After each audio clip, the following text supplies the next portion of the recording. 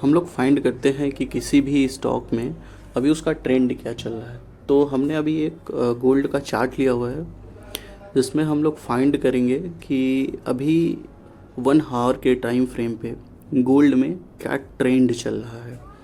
तो सबसे पहले हम लोग इसको लिख लेते हैं कि how to find trend in any stocks. हम लोग इसे फॉरेक्स में भी यूज़ कर सकते हैं, हम लोग इसे इंडियन मार्केट में भी यूज़ कर सकते हैं। इसके कुछ स्टेप हैं, हम लोग स्टेप बाय वन स्टेप्स लिखेंगे। स्टेप 1 इसका क्या है कि हम सबसे पहले लिख लेते हैं स्टेप 1 सर्च SMA इन इंडिकेटर्स। हम लोग इंडिकेटर में जाएंगे, हम लोग यहाँ पर सर्च करेंगे सिंपल मूविंग एवरेज SMA, और SMA सर्च करने के बाद इसके सेटिंग में जाके हम लोग इसका लेंथ चेंज कर देते हैं, 9 से हम इसको 50 कर देंगे। हमें 50 सिंपल मूविंग एवरेज पे जाना है और उसको देखना है। इसके सेटिंग में जाके हम इसका वेट चेंज कर देते हैं जिससे कि थोड़ा विजिबल हो जाएगा, बेटर दिखने लगेगा। तो अभी बेटर दिख रहा है पहले से।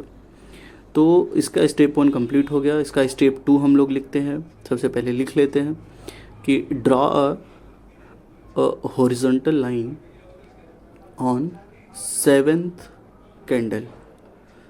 हम लोग लिखेंगे इसको स्टेप बाय वन जिससे कि आगे चल के हमें अच्छा दिखे, हम इसे समझ पाएँ कि स्टेप बाय स्टेप हमने क्या फॉलो किया था। तो हमने लिख लिया है draw a horizontal line on 7th candle. हम लोग इस टूल यूज़ कर सकते हैं। हम लोग टूल यूज़ करके सबसे पहले काउंट कर लेते हैं। हम लोग 7th कैंडल पे एक हॉरिजॉन्टल लाइन ड्रॉ कर देंगे। हमने अपना फर्स्ट स्टेप और स्टेप 2 कंप्लीट कर लिया। हम इसका कलर चेंज कर देते हैं जिससे कि थोड़ा बेटर दिखने लगेगा। हमने अपना दोनों स्टेप कंप्लीट कर लिया है। हम नेक्स्ट स्टेप पे चलते हैं। स्टेप 3 देखते हैं। हम लिख लेते हैं स्टेप 3 हमें क्या करना है कि अब स्टेप 3 में क्या करेंगे, हम लोग एक लाइन ड्रॉ करेंगे ऑन 7th कैंडल पे जहाँ पर SMA और हॉरिजॉन्टल लाइन मीट कर रहे हैं। तो हम लिख लेते हैं draw a vertical line where horizontal line cut the SMA line, right. हमने लिख लिया है स्टेप 3 क्या है कि जहाँ पर ये हॉरिजॉन्टल लाइन और SMA मीट कर रहे हैं उस पॉइंट पर हम एक लाइन ड्रॉ करेंगे। हमने लाइन ड्रॉ कर लिया है।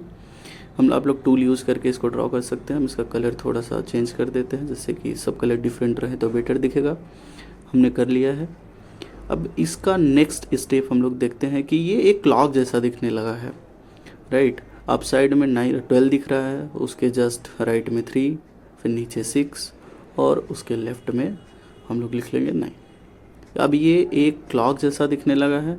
तो अब हमारा 3rd स्टेप कंप्लीट हो गया। हमने सारे स्टेप्स कंप्लीट कर लिए। अब हम फाइंड करेंगे अगर हमारा प्राइस इस क्लॉक में 12 और 3 के बीच में है तो हमारा ट्रेंड क्या होगा, हमारा ट्रेंड होगा अप ट्रेंड।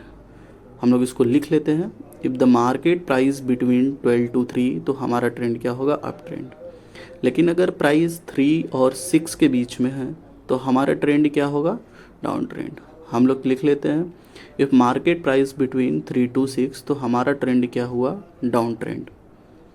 हमने दोनों पॉइंट लिख लिए हैं। 3rd पॉइंट मेरा क्या है कि अगर प्राइस पैरेलल है 3 के, अगर प्राइस 3 के पैरेलल है, साइड में है, तो हमारा ट्रेंड क्या होगा, साइडवेज। हम लोग लिख लेते हैं इफ प्राइस पैरेलल टू 3 तो हमारा ट्रेंड क्या होगा, साइडवेज ट्रेंड होगा।